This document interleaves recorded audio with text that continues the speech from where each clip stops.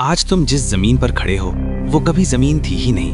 ना आसमान था, न सूरज, न रात, न दिन, सिर्फ अंधेरा और ठंडी गैस। 4.6 बिलियन साल पहले हमारा रीजन यूनिवर्स का एक शांत कोना था। यहाँ एक जायंट मॉलिक्यूलर क्लाउड था, हाइड्रोजन, हीलियम और माइक्रोस्कोपिक डस्ट से भरा हुआ। ये क्लाउड स्टेबल लगता था, लेकिन यूनिवर्स में स्टेबिलिटी टेम्पररी होती है। दूर कहीं एक मैसिव स्टार अपनी लाइफ के एंड पर पहुंचा और फिर सुपरनोवा। एक्सप्लोजन इतना पावरफुल था कि लाइट ईयर्स दूर तक शॉक वेव फैल गई और उस शॉक वेव ने हमारे क्लाउड को हिट किया। क्लाउड कंप्रेस होने लगा, ग्रेविटी जाग गई।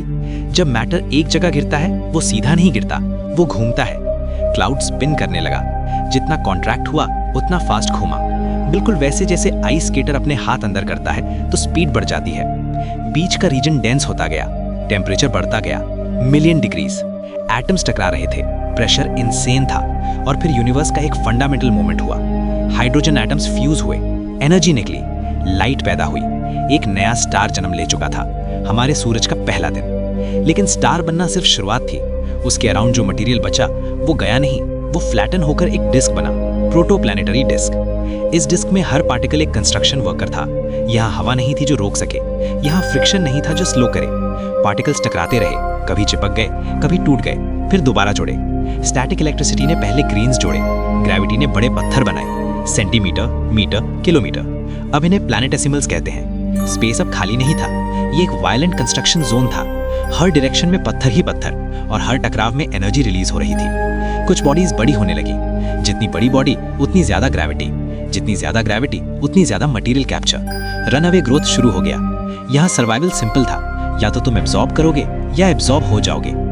इनर सोलर सिस्टम में टेम्परेचर ज्यादा था, इसलिए गैस प्लैनेट्स यहाँ नहीं बन सकते थे। सिर्फ रॉक और मेटल सर्वाइव कर सकते थे। यही वजह है मरकरी, वीनस, अर्थ, मार्स रॉकी प्लैनेट्स हैं। इसी रीजन में एक ग्रोइंग मास था, एक प्रोटोप्लैनेट, अभी नाम नहीं था, फ्यूचर अर्थ। हर इम्पैक्ट उसे गर्म करता, सरफेस मेल्ट हो रही थी, पूरा बॉडी एक मैग्मा ओशन थी। कोई सॉलिड ग्राउंड नहीं, बस लिक्विड रॉक का समंदर। और इम्पैक्ट्स रुक नहीं रहे थे। हर नया कोलिजन प्लैनेट को बड़ा भी कर रहा था और तोड़ भी रहा था।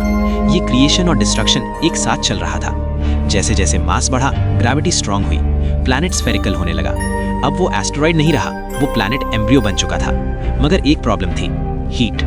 रेडियो एक्टिव डिके, कोलिजन्स और कंप्रेशन सब मिलकर इंटरनल टेम्परेचर बढ़ा रहे थे। हैवी मेटल्स मेल्ट हो गए, आयरन नीचे डूबने लगा, निकल उसके साथ। सेंटर में जमा होता गया, कोर बन रहा था।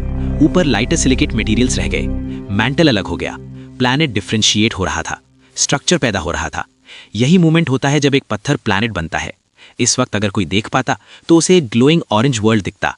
लावा फाउंटेन्स थाउजेंड्स किलोमीटर तक शूट कर रहे होते। स्पेस से देखो तो अर्थ एक छोटा सूरज लगती। कोई ओशन नहीं, कोई हवा नहीं, सिर्फ साया। लेकिन कहानी अभी शुरू हुई थी, क्योंकि सोलर सिस्टम स्टेबल नहीं हुआ था। अभी सबसे बड़ा इम्पैक्ट बाकी था।